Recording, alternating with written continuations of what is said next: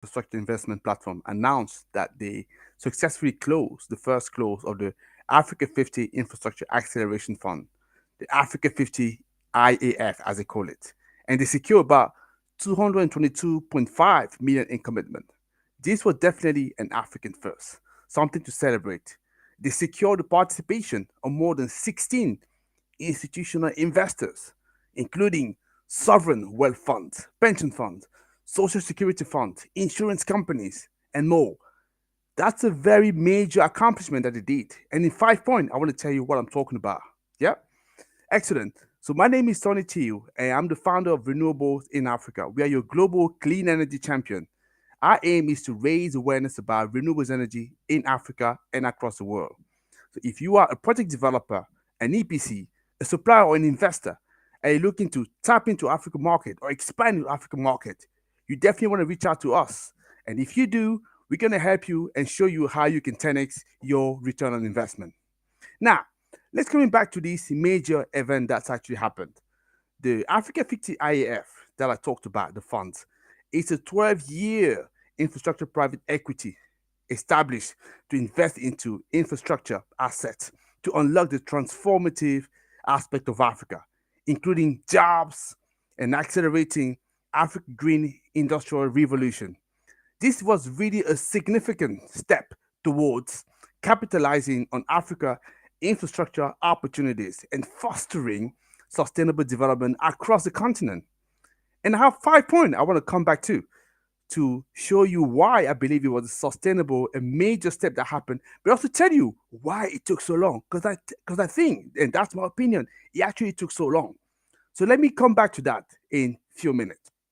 First of all, I want to talk to you about the positive point that we can take out of it.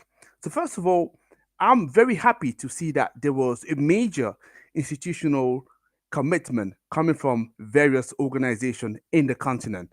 Yeah, the first close, as we're talking about here, the $222.5 million in commitment. Yeah, it represents a significant achievement. Yeah, and it was coming from African institutional investors, something we've never seen before, or at least not to this scale. Yeah, and this kind of milestone, it demonstrates the growing commitment in the regional stakeholders for transformative change that they want to see in the continent. Something that clearly I want to celebrate and something that we have called for many years. I also want to celebrate the diverse participation that we could see in this fund. As I told you, there was about 16 African institutional investors. And I talked about sovereign wealth funds, I talk about pension fund, I talk about social security, insurance companies, banks, and obviously GFIs. Yeah, they can't be missing in this call. And this diverse participation, it really, really for me underscore the fund's appeal and also the potential to capitalize on infrastructure in the continent of Africa. And that's something that needs to be celebrated. And that's the second point I wanted to mention. But the third point I want to talk about here as well is the international recognition, because you have the presence of notable institutions here. I'm talking about, for example, the African Development Bank and also the International Finance Corporation. They were part of the 16 stakeholders who actually took part in this fund. Yeah. And they were about the first close investor to reflect on the international recognition of this fund that was created. And this, for me, is very much a testament to the attractiveness of Africa Infrastructure Fund. And as I say, this is something that we've called for before, and it's the first time it's happening, and it's worth us mentioning that. We just can't just go beyond it. It has to be recognized and it has to be celebrated. But I sort of alluded to as well in my title, I believe it's taken way too long to come to such an achievement, right? It should have happened long time before. So why am I saying that? So why did I take that? Actually, it took so long to put that together. And what can we do to make sure that for the second close, we don't have to wait that long, and not just the second close, for another initiative just like the one we just seen, it doesn't take us long. That is what I want to come back and discuss with you. Now, but we're gonna say, hey Tony, first of all, why don't you just first of all celebrate this achievement and just go and work on it and that's it? Yes, this is what I've done. I've said to you there was 3 points that I actually really celebrating that. I like the fact that there was obviously a major participation of institutional investors from Africa. I like the fact that we had the diverse participation of those different people that were there, and also the international recognition that was there. But as I say, looking at the infrastructure gap that we have in our continent, and looking at the speed at which we need to move to make sure that we accomplish those SDGs, or at least come close to what we need to be doing, it's important for us as well to look at what were the challenges that we had to tackle, and how can we make sure that next time we close, because I like to tell you that this fund, that was only half of the money that was actually brought in fact less than half of the money, because I believe that the full fund is looking at $500 million for infrastructure, and we're able to bring in 222.5 million dollars, right, in commitment.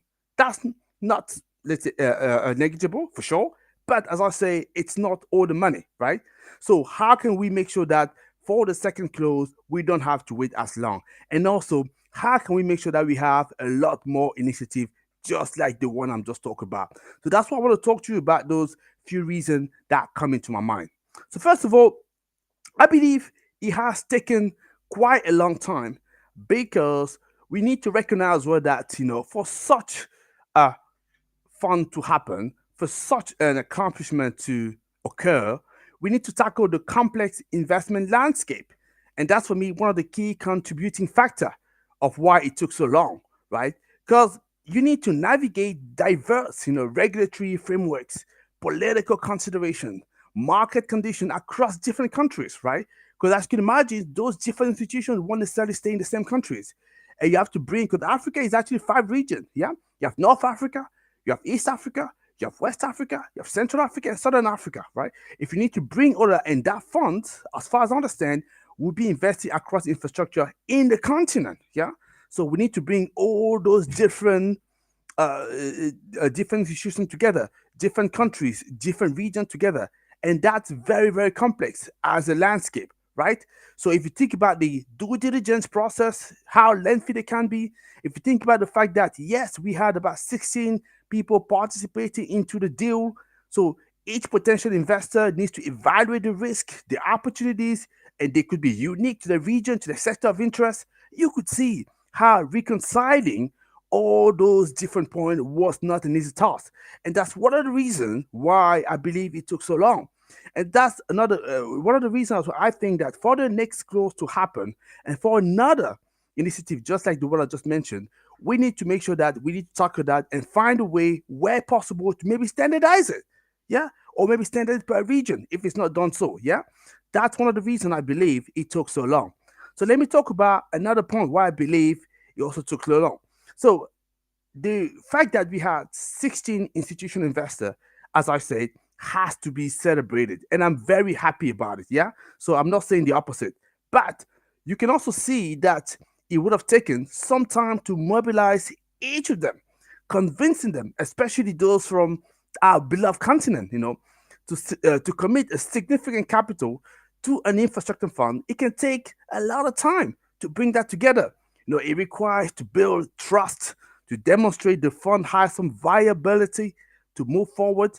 It needs to make sure also it aligns with the investor objective, and also the mandate that they would have been given by their shareholders, the stakeholders.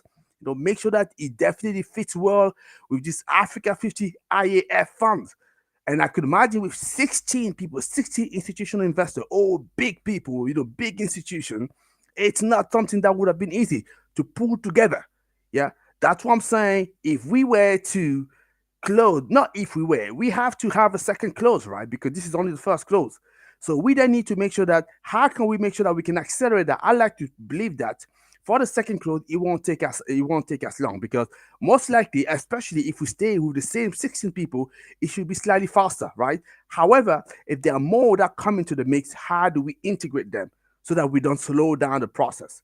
That's something that you want to be looking at. Yes, you want to have big player coming on, bringing the effort, yeah. However, it means as well that you need to reconcile all that, building that trust, and this can be very much time consuming.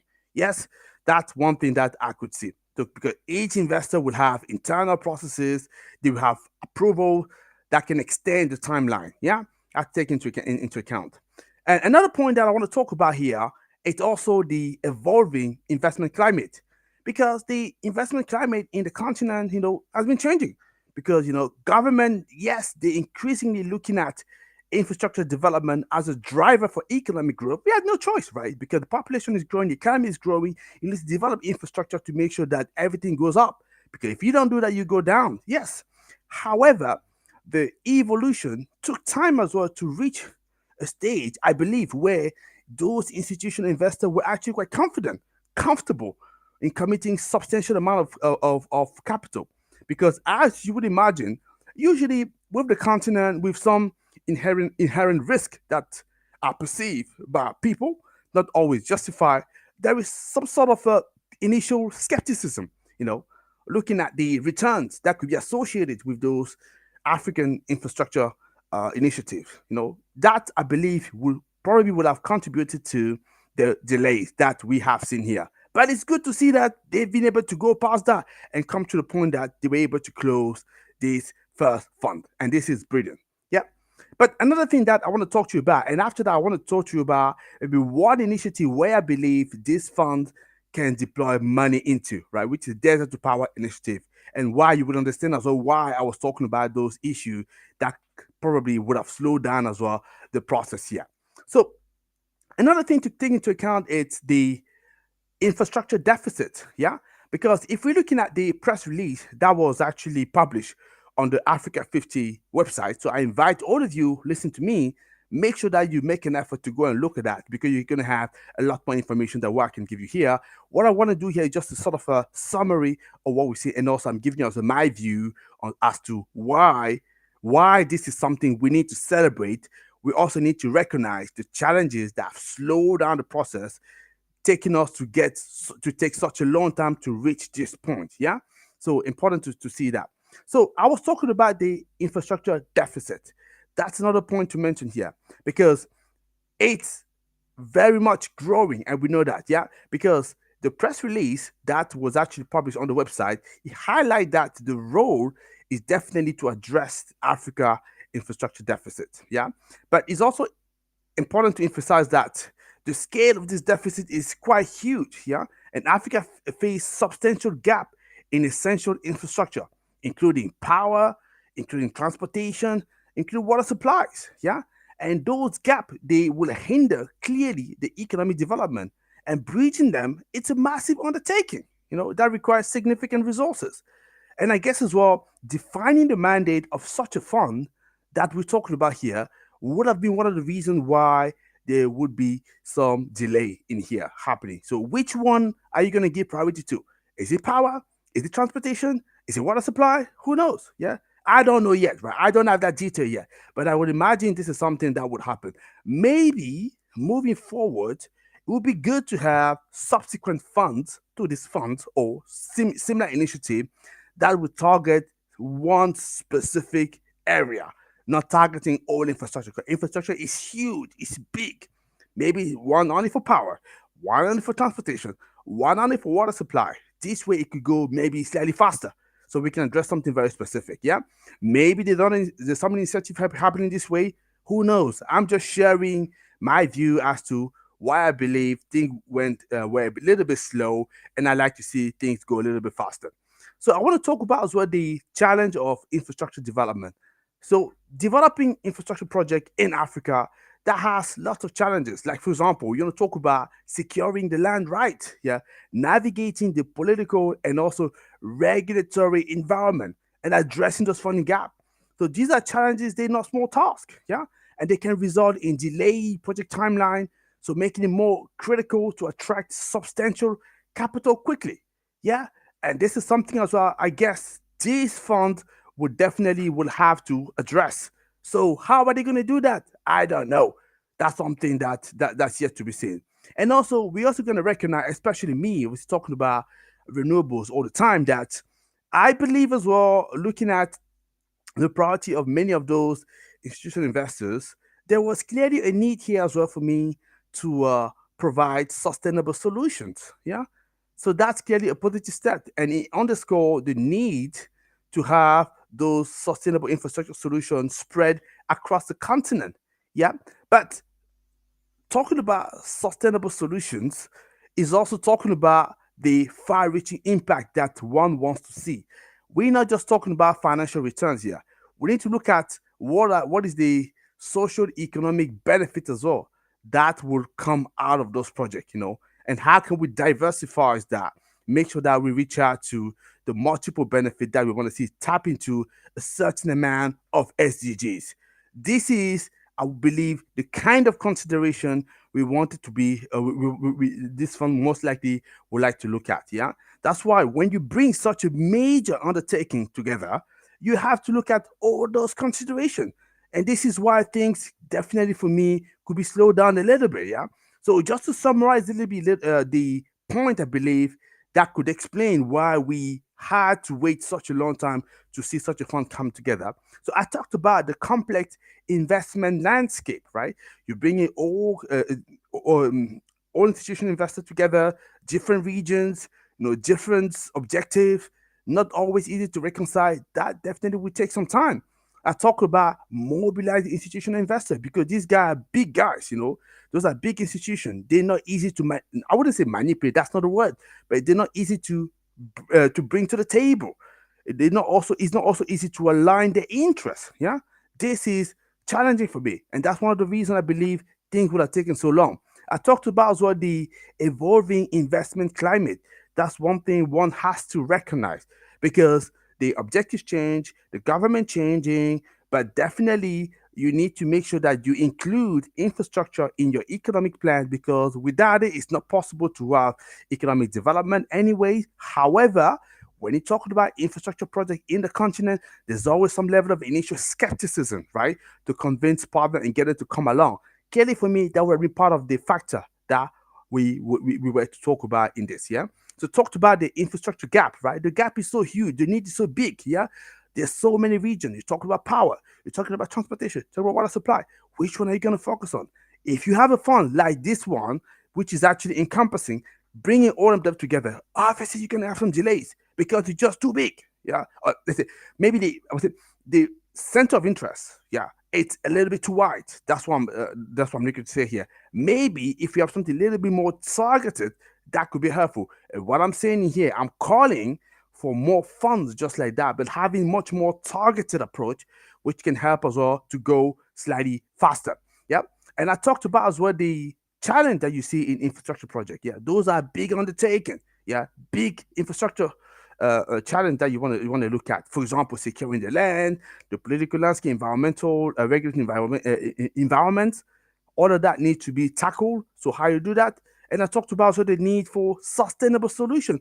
All of that explain why you could see a fund taking such a time. I just want to finish up just to give you an idea of what a project could be, an infrastructure project could be. Yeah. So what a big infrastructure project could be, and that could be suitable for this fund. So that is you have an idea of what we're talking about here. So what I've selected for you here, there is a project called Desert to Power Initiative.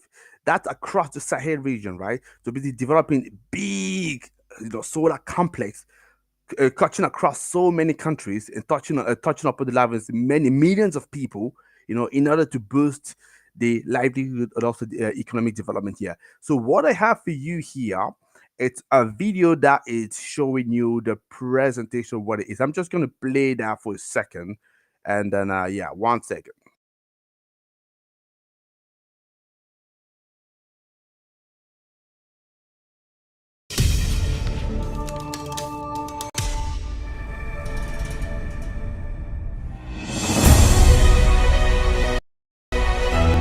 Day to day, the relentless sun shines down on the Sahel, one of the regions of the world that receive the highest amount of sunlight. The Sahel countries, Burkina Faso, Chad, Djibouti, Eritrea, Ethiopia, Mali, Mauritania, Niger, Nigeria, Senegal, and Sudan are among the most vulnerable in Africa. The Sahel is also highly affected by climate change and fragility, which undermines the region's food security, the country's long-term development prospects, and opportunities for youth. We see impact of climate change particularly affecting this region. We see an energy sector that is dominated still largely by fossil fuel generation, by generation capacity that is grossly inadequate to the needs. In fact, the production of electricity in the G5 Sahel countries is roughly equivalent to that of Trinidad and Tobago. But the sun that defines the Sahel also has the power to reshape the region. That is the spark behind the Desert to Power initiative. The initiative will harness the solar energy, generating 10 gigawatts of additional capacity to provide clean electricity for 250 million people and will help build the world's largest solar zone. Desert to Power is part of the African Development Bank's New Deal on Energy in Africa and a key pillar of the Great Green Wall Initiative. Je pense que l'engagement pour le leader global, c'est vraiment très fort toute cette initiative. Donc il n'y a pas aucun doute qu'on va mobiliser toutes les ressources nécessaires pour ça. The bank views the Sahel region as a region of opportunities. Opportunities based on green growth and prosperity underpinned by clean, reliable and affordable energy. In 2019, the heads of state of the G5 Sahel countries, namely Burkina Faso, Chad, Mali, Mauritania and Niger, endorsed the implementation of the initial phase of the Desert to Power DTP initiative. L'heure est venue de conclure l'essai. Il nous faut passer des ambitions aux réalisations. Roadmaps in these countries have enabled the identification of 85 priority projects for preparation and investment based on 5 priority intervention areas, which are solar generation, transmission and distribution, decentralized solutions, utility reform, enabling environment projects. All of these have capacity building as a cross-cutting priority. Nous savons tous que l'énergie est un puissant levier pour lutter contre la pauvreté, réduire toutes les formes d'inégalité, notamment les inégalités régionales, et accélérer la réalisation de notre objectif commun de développement inclusif. The Desert to Power initiative has an investment value of well over $20 billion. Realizing it will require mobilization of resources at scale and close collaboration with governments, development partners, and the private sector. Africa Energy Marketplace gives us a unique opportunity to come together and begin our journey to Desert to Power with the force of our transformative ideas, goodwill, and entrepreneurial energy. Desert to Power investments aim to accelerate economic development through access to electricity, such as irrigation powered by electrical pumps, to improve agricultural productivity and food security. Better access to health and education and reduced time spent collecting firewood for cooking will help create new opportunities, particularly for women and youth. This will not only deliver economic, social, and climate benefits, but will contribute significantly to peace, security, and stability to the region. Beyond lighting up the Sahel, the Desert to Power initiative will energize a host of new possibilities for Africa's people today and the years to come.